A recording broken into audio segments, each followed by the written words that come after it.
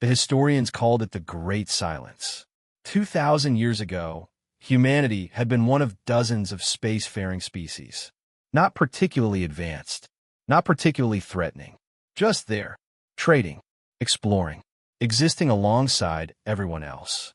Then, without warning, every human ship returned to Sol system. Every colony evacuated. Every diplomatic channel went silent.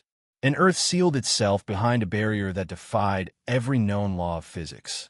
The Galactic Council sent probe after probe. All bounced off the barrier. Weapons fired dissipated against it. Even subspace scans returned nothing but static.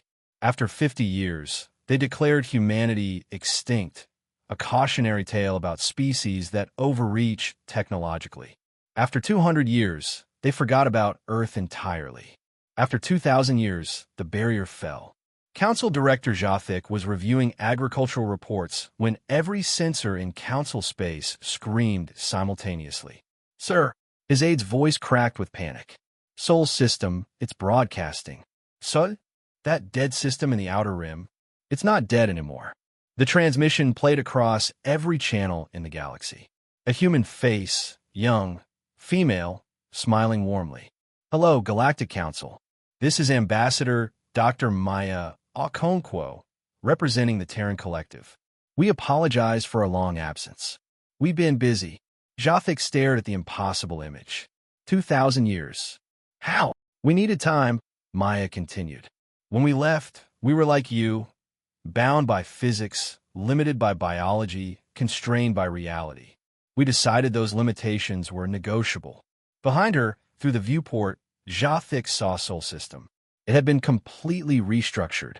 The sun was smaller, compressed, its output regulated by structures that shouldn't exist. Planets had been moved, merged, or dismantled entirely. The asteroid belt was now an orbital ring covered in cities. And surrounding everything was a lattice of energy that made. Sensors weep. "What have you done?" Jothic whispered. "We evolved," Maya said simply. 2,000 years ago, we realized we couldn't compete with species that had millions of years of advancement. So we took ourselves offline, sealed our system, and we upgraded. A new image appeared, humanity's technology tree. It started familiar, then diverged into branches that violated known science. We rewrote our biology, modified our consciousness, rebuilt physics from the quantum level up. We didn't just advance, we transformed. Maya's smile widened. "Would you like to see?" Without waiting for an answer, human ships materialized above every council homeworld simultaneously. Not through FTL, not through hyperspace. They simply appeared. "Instantaneous transit," Maya explained. "We folded the space between here and there until they were the same place. Took us 400 years to figure out, but we got there.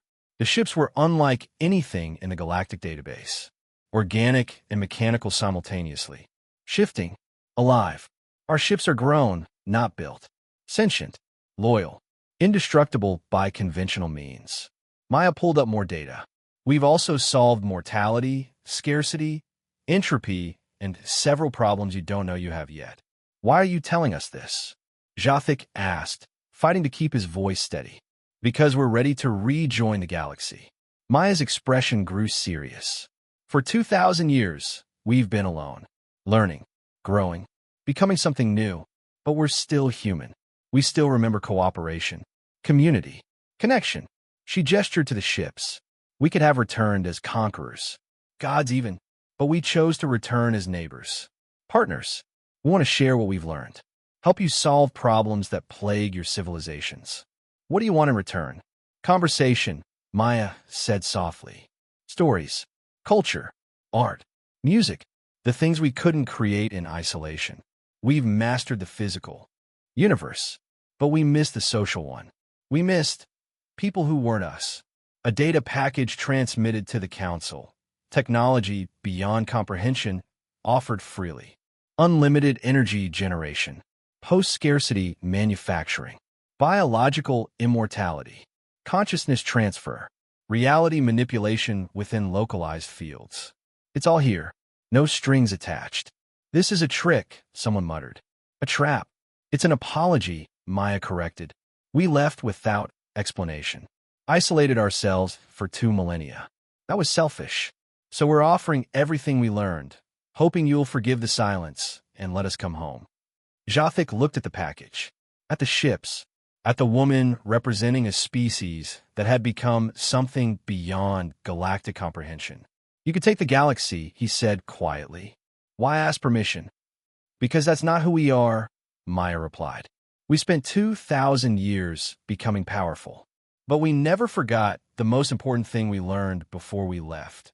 Power without connection is just loneliness. We don't want to rule you. We want to know you. She stood, hands open.